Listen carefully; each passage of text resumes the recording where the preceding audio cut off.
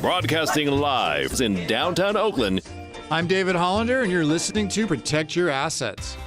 Over the last 20 years, I've met many people dissatisfied with the lack of value and personal attention their financial advisor provides them. At Liberty Group, we personalize every aspect of our clients' retirement and financial plan with estate law, wealth management, and tax planning all under one roof. Call today to make the rest of your life the best of your life.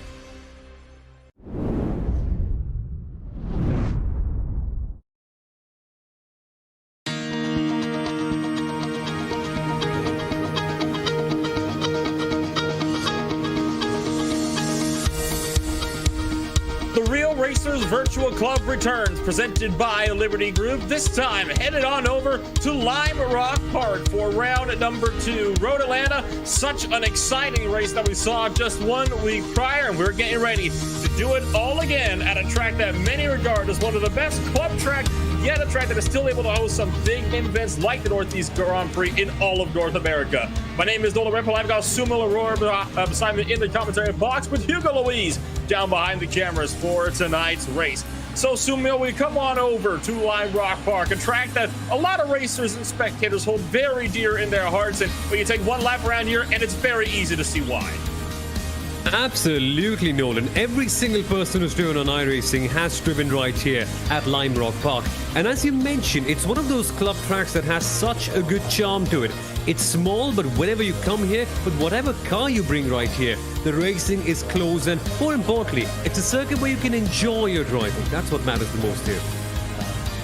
We'll take a look at the schedule, presently getting set for round number 2 before we swing it over to upstate New York at Watkins Glen. Then, of course, comes the first of many overseas races. Started it off in Britain at Oulton Park before Phillip Island, and the doubleheader at the Red Bull Ring round out the top half of the season. So there's still a lot of racing to go, which means there's a lot of chances for this championship to shake and sway as well. Anders Krohn is currently coming in as the points leader after winning last week's race at Road Atlanta, currently sitting 25 points in the standings, which is, of course, 4 more points than Max Butler has to his name. Jackson Ball sits third with 18 points. Nicholas Leo down at 4th. Wade Michael 5th.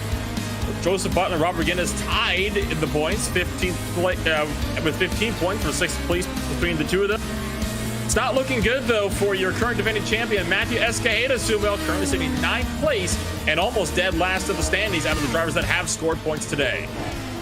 Yeah, absolutely, Nolan. It's been a bit crazy for Matthew Escajeda. I mean, in the last race, we saw all the drama happening involved in that turn 1 accident, and also, to be fair, he wasn't quite brilliant in qualifying either, which is a bit strange because last year he was superb in the race and qualifying as well. So that's a bit of a shocker to watch out for. But again, it's only the first round. The series will evolve, and we must remember as well, from last season, the car has changed big time. So perhaps it's just Matthew getting used to this machine. It's not even, a new car, but it's somewhat an old car as well, if you could say. Yeah. Of course, this is the Pro Mazda, the old Pro Mazda before the Indy Pro 2000 was introduced. Very, very different machine from the Velar F3. In fact, we heard a lot of these guys talking just 1 week ago, about how different this car was. It is a lot more draft dependent, which played in big as how Road Atlanta played out. We can take a look at the event format. That so far still has not changed much from the last year. Still is the 20-minute practice with the 15-minute open qualifying session, 25-minute races. So no change in your overall format, except for the course standing starts. We saw how well that played out at Road Atlanta. Lime Rock Park, though, turn 1 is a very different beast. 100%. Turn number 1 right here. This after the end of the Samposi Straight, a long looping right-hander that just never seems to end. But if you take it properly, if you take it as 2 apexes instead of just 1 long corner, I think it can work out quite well. And that's the case with Lime Rock Park. It's a series of some really technical corners that require a great degree of commitment and also concentration, because a slight bit of error here and there and you could lose so much time. That's the case with this circuit. Every corner counts so much more because we have so few of them at the end. Right on the board with Wade Michael for a lap. He just went over the hill at the uphill chicane. Thankfully, they are able to slow down, so we're not going to be seeing a lot of drivers catching air there. And Wade Michael going to be coming out through the final corner. Just a touch of liftoff throttle as he goes through the apex. It is going to complete another lap, which logs a 49.765, which is not far off of what his fast time has been today. Now, that uphill chicane, Sumo, is going to significantly help drivers from catching air today in this race. If you take that corner normally, like the normal corner that is, it is, you know, a bit treacherous, especially as even Nolan Siegel can attest to in his Audi R8 GT4 racing here just last month in the iRacing IMSA, not the iRacing, the real IMSA Michelin Pilot Challenge. And he was definitely experiencing what this track was like. So you got a lot of guys out here, of course, with that real world experience. They can certainly attest this car drives a heck of a lot more differently. Exactly. But that R8 GT4, man, that must have been such an experience on the road there. All very circuit at Lime Rock Park. Just look at it. What an absolute beast. And oh my goodness me. What you see on the right is what can happen if you take things just that little bit too lightly, let's say it that way. And Nolan didn't. He didn't have a crash with the R8 last time out, but this car, as you rightly mentioned, it's such a different one. A lot more twitchy, a lot more nervous, even though it might be one of the more calmer ones of all the single-seaters in iRacing. But still, when you get to race this, I think it's just that little bit more raceable than the GT4s, even though the GT4s are super fun to drive and race with. Practice starts to wrap up. I have a feeling we should probably give a moment here. We'll give a shout out to some of the guys out to keep the lights on at the Real Races Virtual Club before we start to focus up on qualifying. And of course, we have to start things off with the title sponsor, of course, Liberty Group LLC. Now, of course, they're a company that believes that everybody should be able to live the retirement that they have always wanted. Their team of professionals can help you to create a well thought out strategy using a variety of investments and insurance products and services to help you address any financial needs and concerns that you should have. And of course, a more long-term sponsor of the series, the Stephen Wilson Racing Academy. They exist to assist clients on their motorsport journeys. Sport utilizes 20 plus years of the sport with advanced coaching techniques, track and car knowledge, and widespread international industry connections to help clients progress to any level imaginable. Whether the client is new to driving on track or an experienced amateur racer, they can help their clients develop driving skills that enable them to climb through the Ferrari Challenge ranks, win races in the Ferrari Challenge, advance to compete in the Pro-Am racing, and one day possibly even iconic races such as the Daytona or the 24 Hours of Le Mans. And then finally, of course, Merit Partners. They're a high-end boutique car dealership specializing in Porsche and Ferrari with an extensive network of private clients. Merit curates rare and exotic cars for the purpose of buying, selling, and creating investment portfolios. The focus of Merit is to build long-term relationships over time, choosing to have a narrow focus and going deeper with clients. Additionally, Merit offers a wide range of peripheral services for clients, including car storage, detailing, specialty parts, and paint protection film. So that's a bit of a shout out to some of the guys that help to keep the lights on here at the Real Races Virtual Club. Qualifying presently underway. And now, this is where we see the best laps coming in. I think with Lime Rock Park, the racing is so fantastic. We often tend to ignore the beauty of qualifying right here. Just watching the commitment on the onboard laps is something that makes me so happy right here. And now it's only been a couple of minutes since qualifying has begun, so you might not see the quickest laps. But when we get to say that 10-minute left mark, or when we get to say when we have only 7 odd minutes left, just watch how quickly they go. They just dart right into every single corner. And it's something we don't talk about quite often at Lime Rock Park, sadly. Anders Krohn sets the benchmark time, a 48.818. A lot of drivers logging 50-second times here. Touch concerning, but of course the start-finish line is also significantly further back down the straightaway here, and it does make it a little bit more difficult for some of these drivers to try to log proper laps. So I have a feeling that's just what we're seeing there. Guys on their out laps, those times will likely get closer and closer as time goes on. You ride aboard Rick Sheldon, one of the founders of this series, a driver who was not able to make it in the opening round. He is trying to see what he could do today. He was a serious threat for the title in the spring series when they were racing the Dallara Formula 3, but you just saw having to abort a lap due to some smoke from an incident that had happened just up the road. Clear by the time he got there. Yeah, exactly. Rick Sheldon, just 9 points off the title when we came back racing early on in the spring. Man, he's such a quick driver. Also was handling Stephen Wilson's Indy 500 project early on this year. So he's had quite a busy one. And finally, he's back right here to try the new car in the Real Racers Virtual Club. And it'll be quite the challenge, right? We saw our defending champion Matthew Escajeda not quite get to grips. I can only wonder what Rick Sheldon might be like. We'll have to see if Escajeda can improve in qualifying. He is the only driver so far to not set any kind of time. He's on his first lap now. Gonna come across the line. Where will this log him? 49.145. That's good enough for 4th place, but he's gonna have to do a little bit better if he wants to improve.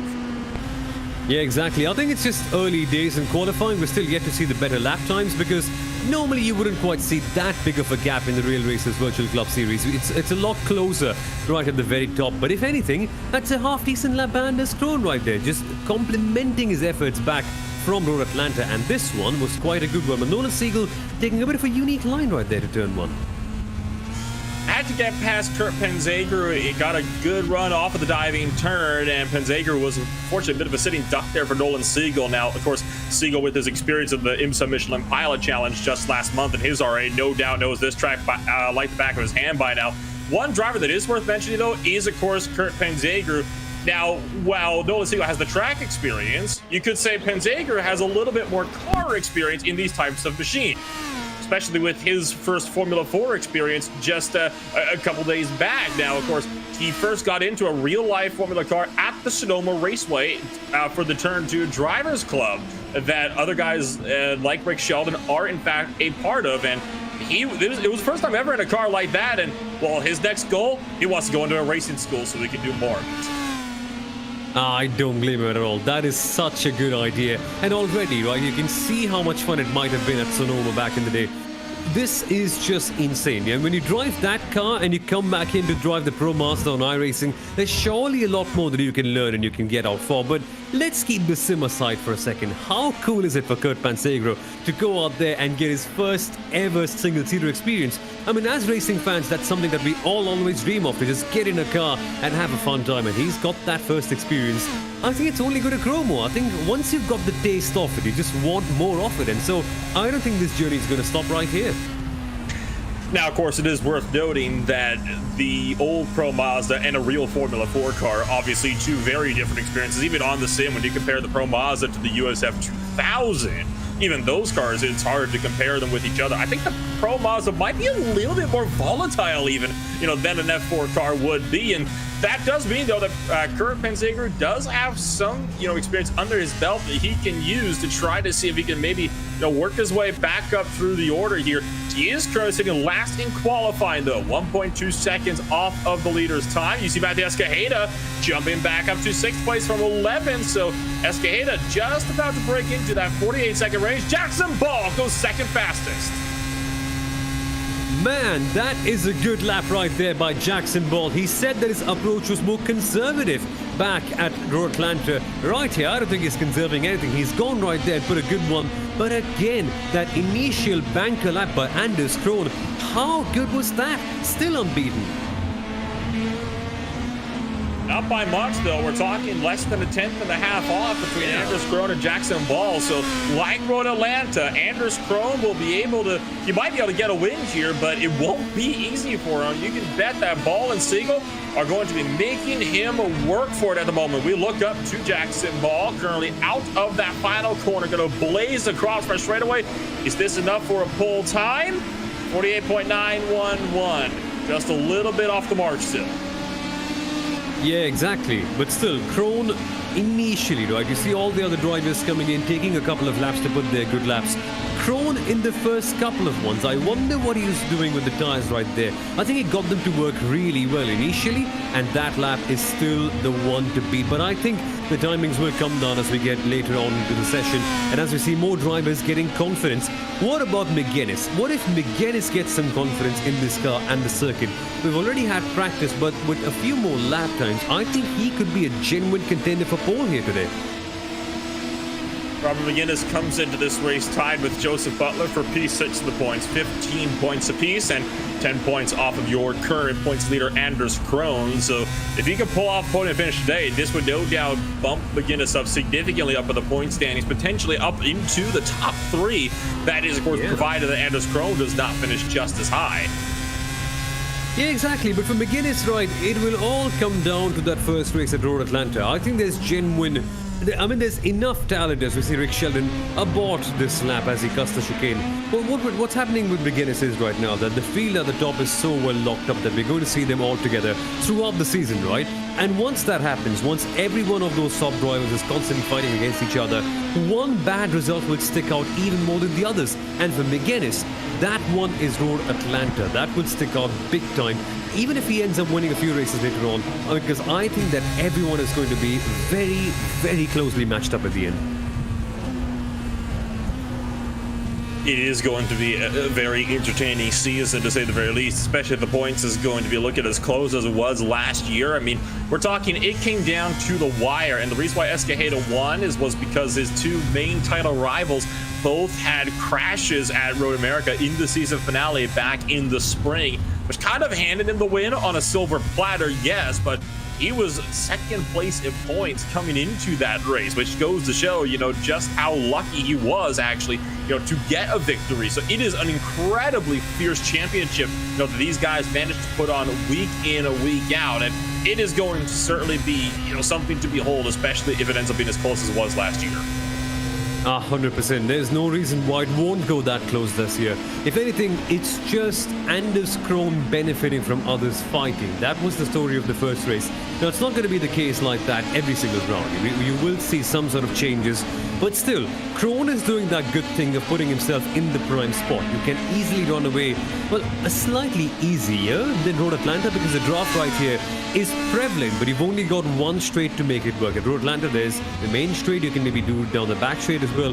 Here, it's only the sand-posing straight where he can get things done. So for Krohn, there might be a little bit of relief knowing that he can gain a ton of time in the corners, but how much is the question? Ball and Michael and McGuinness, all of them, they are a bit far back, but to maintain this sort of pace in the race can be quite challenging for someone like Krohn. You saw Wade Michael backing off a little bit for the gearbox of Rick Sheldon. Sheldon thinking about going down to the pits and is not going to go to the pits, is going to pull that off into the grass. I think Rick Sheldon getting a little bit confused as to what he was wanting to do out there. You look back up to Robert McGuinness, currently sitting P4 in the points, and desperately wanted to improve. Now, of course, we talked about how at the moment Robert McGuinness kind of having a bit of a sore run over at Road Atlanta in the initial going, which brings up another good point here. Not all the races count. The best 8 races count. You get to drop 3, which is going to make it a little bit more interesting when it comes to points calculations. It does mean, though, a couple of these guys will have some throwaway races that they won't have to worry about. Yeah, exactly. And for McGuinness, Road Atlanta can be that one, but still, right? With so many people racing so hard, there are bound to be, I think, at least a few more races for a few drivers where things spill over.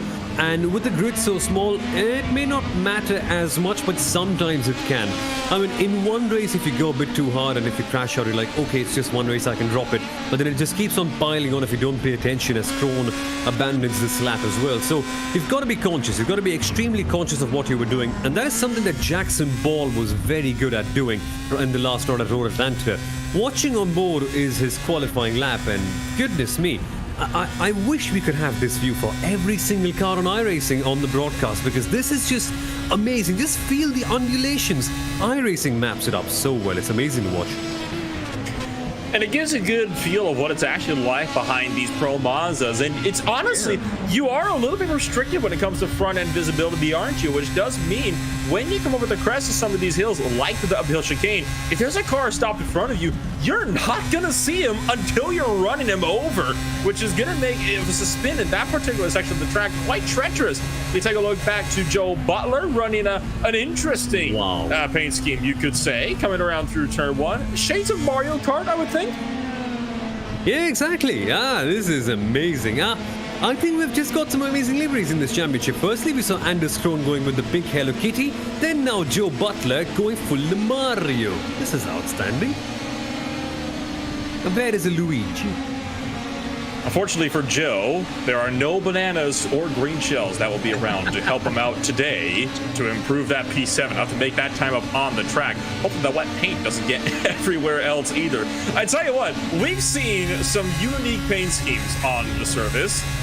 Never have I seen one like this, though. And when I say unique, I mean, I just saw a clown driver suit just yesterday in the Real Sim Racing Cup Series. So to see a Mario Kart livery right afterwards, this has made my week, to be honest.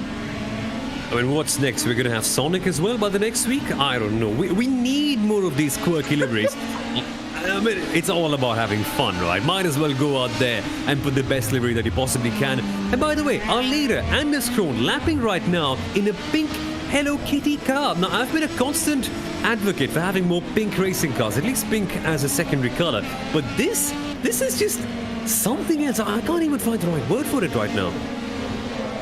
It takes it a little bit to a whole new level. And of course, this has not changed, by the way, from his first race. Where are you going, my good sir? I think he's wanted to give us a better shot of that one. Quite generous, man. What a car. What a car. Well, there are two camps to it, aren't there? There's firstly the Anders Krohn camp, who's gone out there with the pink Hello Kitty car, and then you have someone like McGuinness donning the old Penske colors. I think it shows that you can have fun in quirky ways and in more serious ways as well. This is such a fun livery, but it's straight, not this way. Well, and I think that was one of the more quirky ways, I guess you could say, on having some fun. The Team Penske-based livery of Robert Guinness taking more than a few rolls down to the pit road. You'll ride aboard with Rick Sheldon here. Less than a minute, by the way, on the clock. So qualifying is about to expire. Sheldon going to be starting off his final flying lap, as is the case with a lot of drivers at the moment in the field. Max Butler will be able to make it back for another. So will Kurt Penzager. Wait, Michael should be able to get back. I think the driver in question here, big time, might be Hayden Fisher.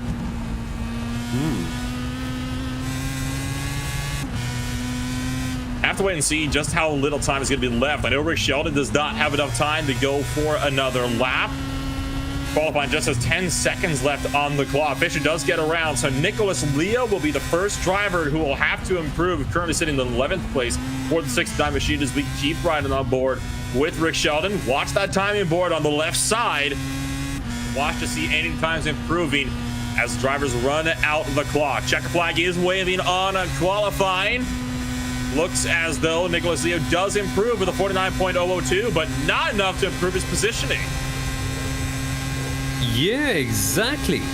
This is how tight the grid is, right? You see in that mid-pack, there's barely a 10 separating around, 5, 6, 7 odd cars, but the gulf at the top. What has Anders Krohn eaten this morning? That qualifying lap was stunning. A 10.5 ahead of Ball.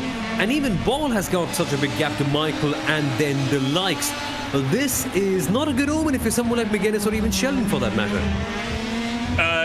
You know how you were just asking where's Luigi a little while ago, Sumil? Look who's behind Joe Butler. Okay. Oh, wait a minute. Oh, fantastic. Fantastic. That's my day, mate. Hudson. What a man. A man of culture is what we can call him. Qualifying officially is going to wrap on up, and we get set to go racing for 25 minutes here at Lime Rock Park. It's Anders Krohn on pole position, just over 10th and a half off. Jackson Ball, no doubt, will be looking at a challenge coming into turn number 1. Wade Michael sits in 3rd place with Robert McGuinness down in 4th to round out road number 2. Rick Sheldon, Nolan Siegel 5th and 6th with Joe Butler in 7th, Zach Hudson 8th.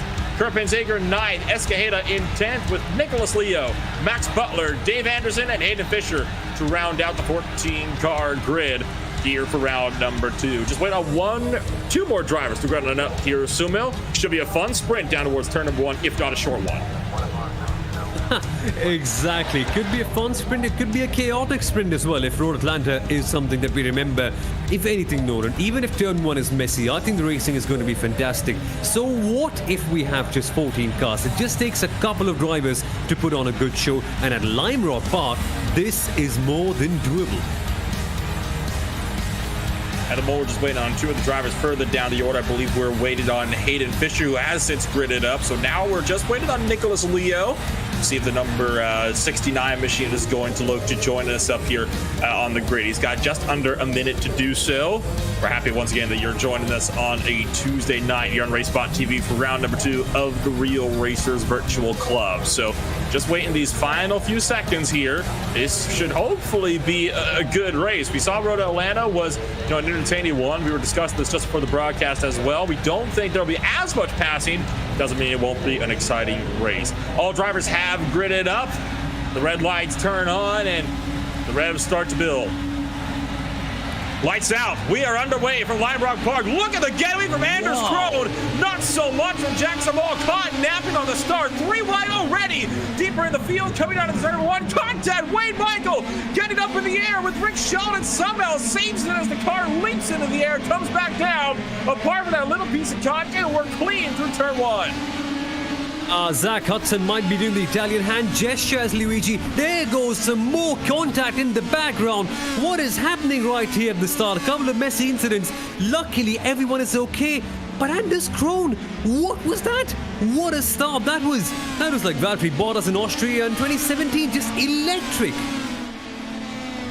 The two cars caught up in the first lap melee between turns 2 and 3 were Rick Sheldon, self-spun on his own, and Nicholas Leo, who spun in the round and went into the wall, trying to avoid all the carnage.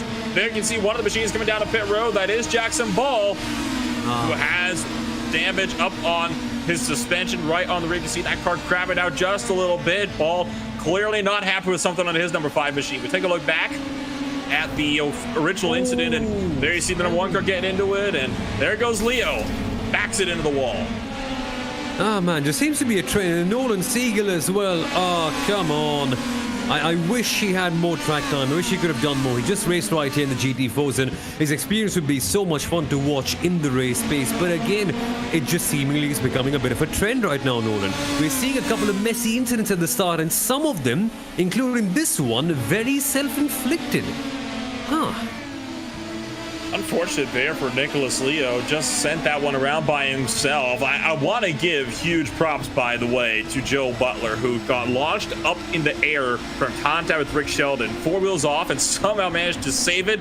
Behind you see defending champion Matthias Gajeda trying to look up the inside of Max Butler coming down to turn number 1, but decided to think better of that one. It is still early in this race.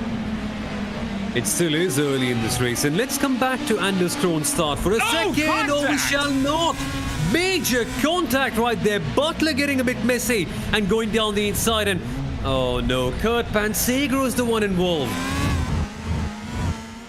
Panzagro goes off the course, no doubt. Right side damage along with nose damage as well on the number 6 machine. Back that one into the wall. Take a look at this one here. This kind of goes both ways. I mean, on the one hand, not really a pass opportunity, but on the other hand, Panzagro did kind of leave the door open for himself, kind of inviting Max Butler in, and then just turned in when he was alongside. It's a tough one to call. I mean, it is indeed, right? At a circuit like Lime Rock Park, you know that normally isn't a passing opportunity. But in this series, every corner is a passing opportunity. We've seen drivers try to pass at the S's at Road Atlanta. What is this corner, right? So I think it was expected yet unexpected in a way, if you know what I mean. But still, craziness at the start. That's so many drivers making contact. Siegel's out already. Leo is a lap down. Sheldon and now Panzagro in the pit lane. This does not look well for some of the major contenders for the championship. And what about Jackson Ball? The last time out, he was so good, getting a podium, and straight away in this round, dropping back down. For Jackson Ball, I think he's got a rough ride ahead of him, 30 seconds behind his leaders, but that is just about half a lap at a track like this. Here's Max Butler currently trying to make a run on Matthias Gajeda. Turning in a little bit early for turn number 1, but is going to be able to get the good double apex out of turn 1, cuts it back for 2. I think he's trying to maybe get a good run on Matthias Gajeda. I think he might think twice this time, though, before trying to make another move into 3. Yeah, exactly. Matthias Gajeda, the champion of the last season. So what if it's a different car? So what if he's just getting used to this Pro Mazda car right now? He's still quite the driver to go past. And so it's going to be a fun challenge for Max Butler, right? But we saw that Butler has the raw pace and the potential. But up ahead, there's a bit of carnage going on. There's a ton of drama in the final corner. Who is it? The Super Smash Bros. Just got past Rick Sheldon, a lap down. Zach Hudson hangs on from Joe Butler, but only just. Here comes Escajeda making this one around the outside of Joe Butler. Trying to carry the momentum through the second half of turn one. Not able to do so. Max Butler trying to maybe go over under. No dice for the number 13 machine. Sheldon drops at the tail end of this field. No doubt being spammed with blue flag notifications for the number 63 machine. Not anymore. He is at the tail end of this group now. Oh, Escajeda a little bit deep, though, into the uphill chicane. That allows Max Butler to close right in. And now Butler will be looking for that chance. The draft is super effective in the Pro Mazda car, remember. And so turn number one, as always, will be the go-to slot. Look at how much he commits to this corner, commits to the apex, and bang, watch for it. Inside or outside, what's the way ahead? Up front, you saw Zach Hudson poking out, trying to keep Joe Butler in behind. It is not an easy run at the moment for anybody out there on the course, and headed up the train is the number 4, and Zach Hudson. So far, it's, well, let's say it's the brother that usually gets less recognition, beating out the main star here. Joe Butler, no doubt, we wanted to put a stop to that one in a hurry, though. Yeah, exactly. That is going to be one case, right? Because right now, as they fight, as they scrap among each other, they are losing a ton of time to all the others. I know it's one of those common commentator cliches that everyone says, but it's a fact. When you're battling against each other, when you're going side by side, you go through the corner a bit slower. And already, the likes of Michael, McGuinness and Krohn have disappeared. And these guys will be stuck where they are because the draft is so powerful. As long as you're in that 1 second window, nobody can just go past. It's like a lasso, basically. It whips back on you and pulls you back in. That's exactly what we were seeing over at Road Orlando. Drivers were reeling in like half-second gaps and able to make moves down into the turn 13-14 chicane in the penultimate corners over at Road Orlando. That is not the case though at Lime Rock Park. Primarily, oh, look out, Butler too deep, going wide, cutting the chicane, going to sacrifice spots to Escajeda, Max Butler, and potentially up to Rick Sheldon as well. Just in behind, you can see Hayden Fisher struggling to get around Rick Sheldon. And tell you what, Fisher just had a real close call with the number 63 machine trying to lap him. No doubt, no nice feelings going between those two at the moment. Up front, Matthew Escajeda trying to fend off Max Butler. Butler's got a run coming into turn one. Sends it down to the inside line. Now, what about the exit? That is going to be critical, and he absolutely nails it. But the good part is, Escajeda isn't that far off, right? Escajeda is still maintaining it right now. And the run out of the final corner will be critical. As you mentioned, Nolan, we're seeing some big dives happen right here and some really good commitment in the drivers in terms of being on the brakes. Now, could we see the Escajeda confidence with him going down the inside and getting that position back in? He's going to have to do something if he wants to regain 5th place. He desperately needs a good finish to get himself back into championship contention here, Escajeda does, especially after having that first lap crash and just turned number 3 over at Road Atlanta. Escajeda trying to use the draft to its advantage. No dice, though. Cannot run down to 13. So we ride on board with Escajeda through turn 1. This middle grouping starting to split himself up. One car's off course in turn 1. Rick Sheldon having another slide through the grass on the exit of 1. Again, not very surprising. Rick Sheldon just getting used to the Pro Mazda right now. He wasn't quite a part of the grid back at Road Atlanta, so he's just trying, just experimenting. I was amazed with his qualifying lap though, going in and putting in such a good result on the very first day, but in the race pace, just getting used to it. Slow down penalty though. Gonna make this one, try to work around the outside of the West Bend turn. Not going to get this one done, but look at how close he is. Absolutely can get something through the diving turn onto the Sam Posey straight. Max Butler goes defensive. Escajeda will have to fight this one the long way around. Goes over to the left-hand side and is going to try to outbrake Max Butler in turn 1. Here comes Joe Butler trying to throw his hat into the ring. Now this is turning out to be incredible. Joe Butler will have the outside line right here. He doesn't go for the send. That is a smart decision to make right now. But now we've got 3 cars in a pack, 3 of them trying to get the better of each other. What this does is open up a gap to the likes of the other drivers at the front and the back. But now the fun part is it will be a draft fest on the Sam Posey straight. Watch them swerving like madness.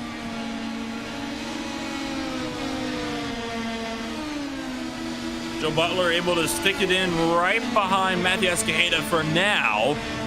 No doubt, though, he wanted to get past Escajeda as quickly as possible so he can duke it out with his brother, Max Butler, just one car up the road. And this is one of those battles here, Sumo, that could see this right down to the last lap. We're already 10 minutes into a 25-minute race with just 15.5 minutes left on the clock. And still, these drivers have not been able to give each other even a little break. Oh, absolutely. This one, Nolan, is going to go right down to the very end, much like it did back at Road Atlanta. That's what the series is going to be about, all the way through from the first lap right down to the very end of the entire championship. This is the sort of action you can expect all the way around. And even if it is the battle for what, P number 5 right now, it does not matter. The fact is, when you're in a battle, every position seems like the top position. And when it's so intense, when it's with drivers that are so matched in terms of skill, it all doesn't matter. It's just about getting the edge on the other one. And right now, nobody can seemingly do that with the draft just helping bunch up the entire pack. And my word, I love it. Twice saw Max Butler pulling the IndyCar snake all the way down the Zamposi straight there. This draft is so powerful, and you got to try to break in every which way that you can. And even with all that we've done, in an effort to try to break the draft, Escajeda still did close in pretty substantially, going to show that he is not going away anytime soon. He's going to have to hope for Matthew Escajeda to make some kind of major error before Max Butler is going to have any kind of breathing room. That's such a good point, Nolan. The fact is that when you've got the draft, you need an individual driver effort, something special in the corner, some sort of commitment or some special line that gets you that gap, that lets you firstly either defend from the guy behind or make a really good sin. That's the case right now. So it becomes even more of a driver task. And at the end, that is what we love to see, right? The difference between the drivers, how much better is one in relation to the other in terms of sending one down the inside, in terms of defending a position, in terms of putting in consistent lap times. This is a proper driver's test, and they're having a ton of fun while they go about with it. Absolutely they are, and that's at the end of the day what the series is about. Oh, you saw Joe Butler clattering the curves just behind these guys. Cut turn one a little bit too tight, just barely nicked the first anti-cut curve, and that sent him kind of launching over the second one, which in these open wheel machines, definitely not something you want to do. Oh my word, just behind them, you see Hayden Fisher in a bit of a fierce battle of his own, coming out to the diving turn. He's trying to do battle with Dave Anderson, who just got past him for P number 8. Fisher going to try to go back at him. Anderson goes over to the left side. Hayden Fisher will have to throw this one down the inside of one. And that's a good move right there. Bait and switch by Fisher right there. Going right in and getting the move in turn number 1. See, this is what we're talking about. That draft is so powerful, but also that run down from the final corner. Fisher was slightly compromised, but it didn't let that matter as much. And now, for him to break away, it will need a driver special. How much later can he break? How much cleaner of a line can he carry into the chicane right here? That is what differentiates everyone right now. Not the car, the setups are fixed, the car is fixed. Just what you can do as an individual, and that is something that makes Krohn's gap even more admirable at the top. How in the world has he pulled out 3 seconds to someone like McGuinness? Yeah, pure skill. We saw even at the season finale and the final closing races of the spring season that Anders Krohn was a fast driver. We knew he was going to be a serious threat. Coming into the year, the only reason why he couldn't go for the title, he was busy in the first portion of the season, meaning he was not in title contention really ever. Not the case on today. Oh, contact! And Matthew Escajeda, defending championship, sent off. Joe Butler is going to go through and take the position into the uphill chicane. Escajeda somehow destroyed the front wing on his number 25. I think that might have been over the anti-cut curves. Oh, it was. Just destroyed the nose on the 25 car, and that was a case there of target fixation. Joe Butler just getting a little bit too close under braking. That's like Mario jumping over the frogs and killing them off in the game right there. That got a little bit messy for Butler right there. Again, stuff happens, right? Here's a look at the replay from Joe Butler up once again.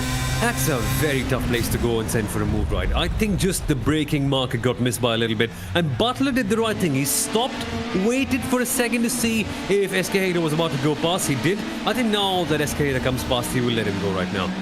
Oh, I don't know. Matthew Escajeda is not happy. Just returned the favor and gave him a bit of a shot to the back end of Joe Butler. He is not a happy camper, and I can't really say I blame him. Escajeda's not backing down. Joe Butler's on the defensive into the diving turn. Escajeda trying to find a way every which way. This might not end pretty. And should I add some drama to this, guys? The fact is that the drivers are communicating with each other on Discord as this happens.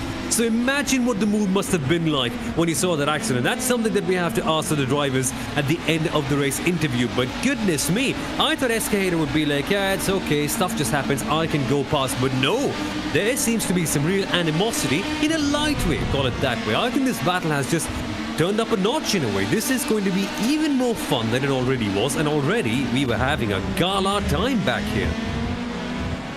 Just behind these guys, saw the battle for 8th and 9 starting to pick up as well, which is still looking tight with Anderson trying to poke around the outside of Hayden Fisher on the exit of the uphill chicane. You got these two battles that are still looking nice tied together. You got 6th and 7th and 8th and 9th. At the moment, the battle for 8th and 9th, just a touch closer. Anderson had to back off a little bit to save some time. He got it all too close for comfort on the left side of the uphill chicane. Gonna try to maybe have that look at the inside of Fisher, decides not to go for it. Yeah, I think Dave Anderson, since that move has happened on him by Fisher, he's just trying to get something on it, maybe just a couple of tenths here and there. But now it's that funny situation where Anderson wants to make a move, but he'll be reeled in very, very quickly by Sheldon. No, he'll not be reeled in by Sheldon. Sheldon is a lap car, so I'm sorry about that one. But still, it's going to be interesting because Fisher has constantly got that momentum and he's just blocking off the right lines at the right time until he makes an error. Oh, commentators curse 1000. Just went too deep into the uphill chicane, didn't go off course, barely kept it on, but had to sacrifice so much time back to Dave Anderson. But the key thing is here, Sumil, Anderson made contact with the gearbox of Hayden Fisher, putting major front wing damage on Dave Anderson. So here comes Fisher going to go back to the inside. Look at how much damage is on the right side of Anderson's machine. And with these Pro Mazda cars, once you've got damage, you've lost a ton of time in one shot. They are such aero-reliant cars, these ones. And you can't let that damage happen. I mean, you take a look at Escajeda as well. He's losing time. He's close, but he's not as quick as he was previously. So for Anderson right now, it's just a case of damage limitation. What can you do with that front wing damage? How much time can you make sure that you lose? Eventually, it's 8 minutes left. There's a good chance that he might not be able to pass someone, but you've also got to make sure that you're not passed by somebody as well. Under 10 minutes to go. Coming up to 8 minutes now. Sheldon pulls over to the right. Now, of course, Rick Sheldon is a lap car, so he's going to back off and tuck back into line. Pretty wise move, I would say, for the 63 machine. You really don't want to find yourself interfering with battles like these, especially when we're in the closing stages of the race. It can be a rough choice trying to, back it off, especially if you know you're faster, but I have a feeling that was the right choice. Yeah, exactly. Good thing to do eventually. Just smartness, and you see that real world experience, right? You see where they are playing it a bit smart and using their mind to drive. And that's what we discussed yesterday. Not yesterday. It feels like yesterday, but still, that is exactly what we discussed with the drivers at Road Atlanta, where they said that with this car and in these races, it's not the fastest driver, but the driver who uses their mind the most and uses the mind the smartest eventually is the one that comes up with the win. I once heard racing compared to, we're talking like 100+ mile an hour chess game, and I have a feeling this is pretty much exactly like that. You want to try to gauge exactly how your opponent is going to react, especially when you're closing in more and more at the end of this thing. We're talking 7 minutes on the clock. Not a lot of time at all if you want to make these moves. Up front, here's the number 7 machine. We haven't seen this battle in a while. This is for 4th place. Zach Hudson trying to fend off Max Butler through the diving turn. Okay, this is going to be fun. Hudson has remained largely unchallenged. Butler sends one to the outside line. Again, the second apex will matter the most. And he swoops past with that much more confidence. That, Nolan, was not a clear move. I think Hudson just backed off or something. Or maybe it was just amazing how he just drove past. That is stunning. I can't confirm Hudson did lift off a little bit to kind of give Max Butler the space. I think Hudson at the moment is kind of thinking, doesn't want to push it too hard. He's already in a good finishing position. There's no further pressure behind. If Max Butler's faster, let him through. And look at how much Butler's closed away. It was evident that he was going to get past sooner or later. May as well make it easy for him so you don't both end up in the wall. Yeah, exactly. Smart thing to do right there. But again, I think Hudson has lost so much time. I don't know what's happening. Was it just a clear lack of pace? There doesn't seem to be any damage on Hudson's car right now. Just maybe Butler having that level of confidence, because you normally don't lose that much time in one lap around here, especially when one lap is just under 50 seconds. Well, you do if you overshoot the uphill chicane. Not quite off the track, but enough to really compromise you. That is what, unfortunately, Hudson had the misfortune of doing. Yeah, exactly. So not working out well. Still, P5 is a good position to be in, but I wonder if a major challenge is going to come up in the next 5 odd minutes. By the way, that challenge will come in by Escajeda. Even with damage, Nolan, the spirit of Escajeda, he's challenging hard, and at that corner where he got the damage in the first place. 5 minutes left on the clock. We take a look at the battle between Matthew Escajeda and Joe Butler, which still is yet to be decided. You saw Escajeda in a little bit of a moment, touching the grass over on the left side of the track and the run to the diving turn. You think Escajeda can maybe reel in Joe Butler in time? I think it's going to be a bit tricky. With all the damage, I think it's a big ask for Escajeda. But then again, you look at Butler, he's looking not that confident in that car in relation to Escajeda. Even with damage, he's able to keep up. So that shows that Escajeda as a driver is just pulling the maximum out of this car. But I suppose that's it. That is the maximum. I don't think that passing seems like a realistic option in the next 4 minutes. Now, that being said, within these next 4.5 minutes, there is still an estimated 6.5 laps left on the clock. So there is still quite a few laps left in this race. If Escajeda can put together a few good ones, might be able to run down Joe Butler, but might have been his nail in the coffin right there that last time by through West Bend. Just went a little bit too wide on Apex, and that sent him tumbling down. The gap is now almost a second. Yeah, exactly. You can see the difference, right? Escajeda carrying that front wing damage. Of course, it slows you down such a ton. But still, I'm still amazed by how much confidence he's carrying in that car. It is quite something, but you can't deal with damage that way. Once it happens, and you can only put your head down and try and get what you can, which is what Matthew is doing. And for Butler, it's a sigh of relief, but also a bit of an anticlimactic one. It was turning out to be such a crazy battle, and unless something mad happens, and while the things have happened, by the way, we won't see something happen in that fight, but here things are escalating a little bit. Sheldon off course just up the road. Dave Anderson and Jackson Ball gonna duck through. I think that might have been deliberate from Rick Sheldon to let this battle for 9th and 10th through. Anderson has lost so much time with that damaged front wing. Back to Jackson Ball. I tell you right now, Anderson is just trying to hang on with whatever he can get. Ball with so much speed, though, out of the diving turn, onto the Samposi straight, pokes out to the right. This isn't even a contest down to the turn number 1. This is going to be the position for Jackson Ball. That is a good one for Ball, just salvaging what he possibly can. At this stage, it's quite clear this is going to be one of his drop rounds, but again, it's about having fun, and that move certainly would be a ton of fun to execute.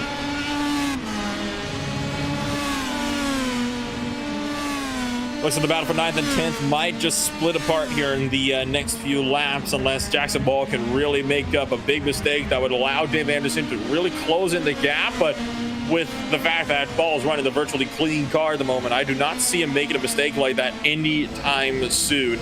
Still do have 6th and 7th. That is still looking to get closer. Joe Butler has lost a little bit of time back to Matthew Escajeda, coming to 2 minutes, about 3 laps to go.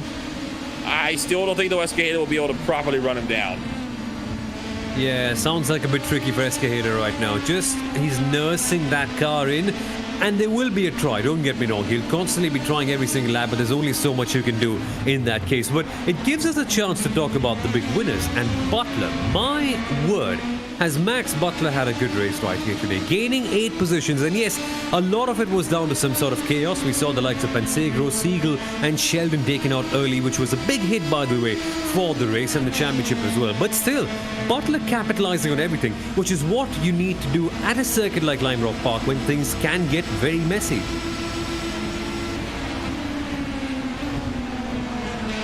A minute and a half remaining. Laps are roughly about 50 seconds or so. So you take a look up to where you look at your race leader. Of course, Anders Krohn just crossed over to lap number 30 in the 25-minute race. Usually you're not used to seeing, lap counts this high, but I mean, when your laps are, 48.7 seconds consistently, it's pretty safe to say that is just about the result you're going to get. In fact, Krohn has had to start working with lap traffic a little bit here. He does have Rick Sheldon, Dave Anderson, just a little ways up the road from him. So I think this would be one of the only times in the season where lap traffic will actually play a proper factor here into your race leaders. Exactly, but by how much? Krohn has just built up that gap so well. And remember yesterday, again I say yesterday, it feels like yesterday, but at Road Atlanta, we were discussing, right? We were saying that Krohn, well, the gap could have been much, much lower. We said that it's not very representative of what the championship is completely like. Is it not? Right now, just Krohn is asserting dominance, and I think that gap at Road Atlanta, yes, for sure, it was all the way down back to the battling that we saw in the mid-pack, but still, I think Krohn is just showing signs that right here, he's putting a major challenge for the championship. If he can be a part of all the rounds like you mentioned, it could be a proper assertive season right here for him.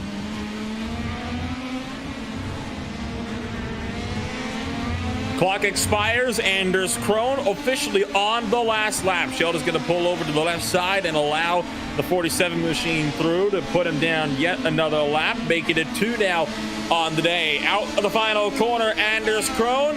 It's going to take a much easier win this time round, over 6 seconds from Robert McGuinness. Anders Krohn goes back-to-back for the first 2 races of the season. McGuinness sits in second place, and here is one of the battles that is still yet to be decided. Jackson Ball versus Hayden Fincher. The battle now for 8th and 9th, and Ball is not done with this one. He can still have that position before this race is done. What a recovery drive from Jackson Ball, coming back in, and already he has his next target in his mind. But where does he send it? The chicane? Not close enough. No, then I think it's going to be a photo finish at the line. Very possible. It's got to get a good West Bend, though, and it's about dead even with that. Hayden Fisher can get the run through the diving turn onto the Sam Posey straight. Got a bit of overspeed. He'll have the draft. He's going to be going forward here. Fisher pulling out to the left side, but he can't get there. Hayden Fisher going to hang on to 8th place with Jackson Ball. Going to be all the way down in 9th. Going to pull him alongside Matthew Escalera in the runoff for turn number 1. What a race, though. I will say, Road Atlanta, was there more passes in Road Atlanta? Absolutely. You don't need a lot of passes, though, to make a race entertaining. Wow, what a finish at the end. And you're so right with that, Nolan. It just takes a few drivers putting up a show, and not even good passes, just close racing. And all the way through, we saw so much of that. But Anders Krohn, my man, what has he done? What has he eaten for lunch today? Or dinner, for that matter. Again, I'm living in an Indian time zone, so got confused. Anders Krohn, at the end of the day, 6.5 seconds up on Robert McGuinness, down in second place. It's over another 10 seconds back to third place of Wade Michael. Max Butler is in fourth place with Zach Hudson fifth. Joe Butler down in sixth with Matthew Escalera in seventh. Hayden Fisher eighth. Jackson Ball ninth. Dave Anderson rounding out the top 10. Rick Sheldon 2 laps down. The first of the drivers 2 laps down as well, with Nicholas Leo, Kurt Penzagru 12th and 13th. Nolan Siegel eliminated on just lap number 1. So unfortunate for Siegel. Did not quite be able to put out the performance that we were hoping to see from him today. But that is going to roll us over into, of course, some good old driver interviews. And we're going to start by talking to Anders Krohn. Anders, back to back for you in the first 2 rounds. Definitely the way you'd want to start a championship. That's that was a heck of a race, and I luckily had a bit of an easier time today than I did at Road Atlanta, with the draft being a bit smaller here. But it's still, you still just have to be inch perfect around here. Obviously, old school track, not a lot of room for error. So no, that was a lot of fun. Of course, this means you are now 50 points good in the championship, and you're getting set to potentially continue your hunt for a title here in the Real Races Virtual Club. You think you can go 3 for 3? That is the age-old question. I think the next track we go to is Watkins Glen, right? That is correct. Upstate New York. Yeah, so then the draft is going to be massive again, so it's probably not going to be as straightforward as it was here. And it's a place where I know a lot of these guys have done a lot of laps, well, myself included. But no, it's going to be high competition level, and I'll sure try and make it a hat trick, but no guarantees. Well, here's to hoping that you will be able to make that a hat trick. I'd certainly enjoy seeing the driver go 3 for 3. You don't see that too often nowadays. We look at Light Round Park itself. It's a favorite for drivers and spectators alike. Where does it sit on your scale? Are you talking about Lime Rock now, or Watkins Glen? Sorry, I didn't catch that. We're still on Lime Rock here. Yeah. No, well, Lime Rock is, I joke, because every year I've had plans to go there in person for the last 10 years, but I've never actually gone. So I can't say, like, in person what it's like, but in a race car on the sim, it's absolutely fantastic, especially in a winged car like this. I've driven it in some GT cars where, you know, you don't have as much aero, so it's not quite as fun, but in one of these cars, man, it's just so fast, so flowy, and when you have a good lap going, it's very rewarding. It certainly is a rewarding track, especially when you get it right, and you certainly managed to get everything right here for the second round of the Real Races Virtual Club. Well, Anders, thank you for taking the time once again to come on up and join us. Best of luck next week in upstate New York. Thanks ever so much. That was Anders Krohn, your race winner at the end of the night. We're going to see, hopefully we can talk to Robert McGinnis here in a little bit. We do have our second place finisher now. Sumo, you're standing by with P2. Robert, man, what a result that was in relation to Road Atlanta. Must be quite satisfying, right? Knowing that you've got the top pace, but still finally getting that first podium of the season already. I would say so. You know, it was nice to like get away from everyone and like be fighting for the lead. But at the same time, I didn't have the pace today to really go after Anders. So that was a little disappointing in itself. I found myself kind of pushing a little too hard at times or making a few too many mistakes. But I just didn't have the pace to catch him today. So that's how I'm feeling leaving this. I'm leaving feeling more determined than ever.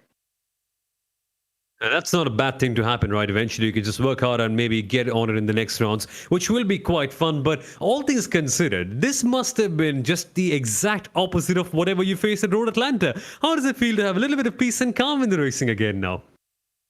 Well, I love racing like Road Atlanta, but it's just a different challenge, right? I had to really be consistent, really hit my marks. And on a track that's, I mean, really just 5 corners at 4 that you actually have to lift or brake for, you know, it takes a lot of concentration to make sure you're picture perfect in every area. Yeah, exactly. Quite the challenge, this one.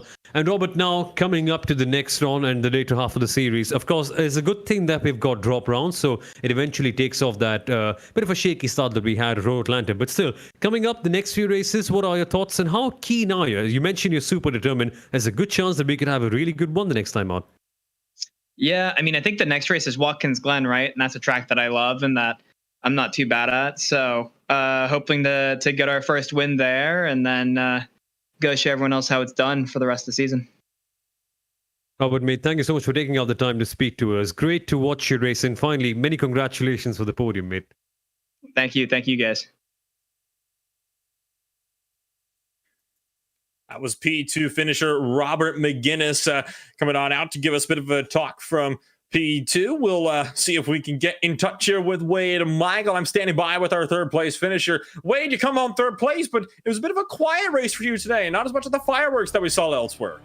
Yeah, I had a pretty nasty start in the beginning. I thought I was in gear, and when I dropped the clutch, the car just didn't move, so that definitely put me a few spots back right off the start. I tangled a bit with Rick, kind of in that 3-wide tussle going into one, and I just decided to just take it easy, take a step back, and just kind of get into a pace. And everybody kind of started falling off in front of me, Jackson and Nolan, and then Rick kind of spun, and I caught him in the beginning, and I think I got a little bit of damage because I was a few tenths off pace for the rest of the race. And I just decided, keep your head down, run your race, whatever you can salvage here is good. Watkins Glen is, of course, up next, and it's a track that is a lot more draft heavy than Lime Rock Park is. What do you think the thought is going to be for you coming in over into the race at upstate New York? I think it's going to be epic. I mean, we saw, I think, at Road Atlanta with those huge straights last week, how important the draft is, and Watkins Glen is just so much faster and so much like the sweeping corners and everything. It's going to be a madhouse. It's going to be really, really exciting race, and I don't really think it matters where you qualify in that one. And obviously up front, you'll be a little bit safer, but I think it's just going to be really, really entertaining. Taking a look at how the championship standings line up, you're currently sitting 4th place, 34 points, just outside the top 3 and 2 off Robert McGinnis. So a decent showing for you so far these first 2 races. You reckon you could potentially go for a podium in the championship at this point? I mean, I think that's the goal. My plan this year. I made a couple races last year, and I think this year I'm trying to make the entire season. And me and Rob were joking earlier. We're both from out in New York. We both live out there now. And who's going to be the slower New Yorker? So there's definitely an internal battle between the two of us right now. Well, hopefully that battle will be able to be officially decided as we go on over to upstate New York up next. So, well, Wade, thank you for taking time of your evening to once again come on out here and join us. And we wish you all the best of luck going over into Watkins Glen. That was your P3 finisher, Wade Michael, and we're going to get in touch here with Max Butler again, our 4th place finisher and biggest mover on the day, up 8 spots from 12th to 4th. Sumil, you're standing by with Max Butler. Max, what a tremendous race. 8 positions gained. How does it feel like after Road Atlanta? This one was just, I think it got a little bit calmer at the end, didn't it, for you? Yeah, I got calmer. I was tracking Wade down most of the time. Once I got by Zach, I was just watching that relative, trying to catch Wade. But definitely started the race. When I started 12th, I was not expecting anything huge, and it kind of just came to us. I had a terrible qualifying, and I just tried to run as clean and safe. Unfortunately, I had a little incident with Kurt there, and I'd already apologized to him for that. But overall, happy with 4th, starting 12th today. I mean, what much more you could ask for, right? This is such a crazy race. And in the championship as well, things look good, right? 1 podium, now 1 4th place. Just, it's all lining up perfectly for the season so far. And I'm really hoping so. I need to keep these high finishes up. A lot of us, especially like Joe Butler, Nick Leo, Zach Hudson, Wade Michael, we all work in digital production around racing. That's how we're affiliated with racing. And later through September, a lot of us are going to be over on the West Coast for all the IMSA and the IndyCar events. So we're really trying to bank all these high finishes to keep us in the points for the championship. I mean, that's not a bad reason to go out and not go race in the championship. That is just some awesome stuff, mate. But next up, we've got, what have we got? Watkins Glen is next. Is that a circuit that you normally tend to favor? And of course, racing there should be just like Road Atlanta. It's wide, it's open, lots of drafting. I think we're in for a treat. Oh, we definitely are, especially in this car. The drafting, it's going to be crazy. It's going to be like NASCAR there. Last season, we were running F3s. I love that track, and I did not have a good race, so I'm definitely looking to turn it around and try to finish at the sharp end. Max, mate, thank you so much for taking out the time to speak to us. Have a good evening, mate, and see you soon. As well, see you. So that was your P4 finisher, Max Butler, to give us a little bit of a chat and the biggest mover on the day. We're going to give a bit of a look over at some of the lower ends of the grids now. We'll hopefully see if we could. Well, I was going to say maybe we could get a talk with Hayden Fisher. Doesn't look that would be possible. That's a bit of a shame. I was looking forward to talking about that battle we had with Jackson and Ball. Drag racing out to the line. What was it, like a quarter car length between them at the line? And you cannot get much closer than that at this facility in these cars here, Sumil. Yeah, this is just, I mean, I'm loving every single bit of it, right? So far, we've seen 2 tremendous races. Watkins Glen is going to be tremendous too. As we saw Max mention, it's going to be like a NASCAR. It's just wild, this series. And so far, what you mentioned at the end of this race, that it doesn't even take passing or it doesn't even take 50 cars to have a good race. Just a few cars and some close racing. That is all we need, and that's all we're getting so far. You see the schedule. We've just wrapped up round number 2. Watkins Glen going to be the next race up the championship. But Anders Krohn is going to be the man to beat. That's 2 for 2. 2 pole positions and 2 race wins as well for Anders Krohn. 51 points in the standings over Max Butler, currently in 2nd place. But it is only 4 points between 2nd, 3rd, and 4th. So as we get set for the next 25-minute race over Watkins Glen, we get set for what could be a draft-filled night, but a fun-filled night as well in upstate New York. So for now, for the Real Racers Virtual Club, I have been Nolan Rempel and Sumil Arora joining me in the broadcast booth with Hugo Luis, technical director, doing a great job as always down behind the cameras for tonight's race. We'll see you next week for more Real Racers Virtual Club presented by Liberty Group.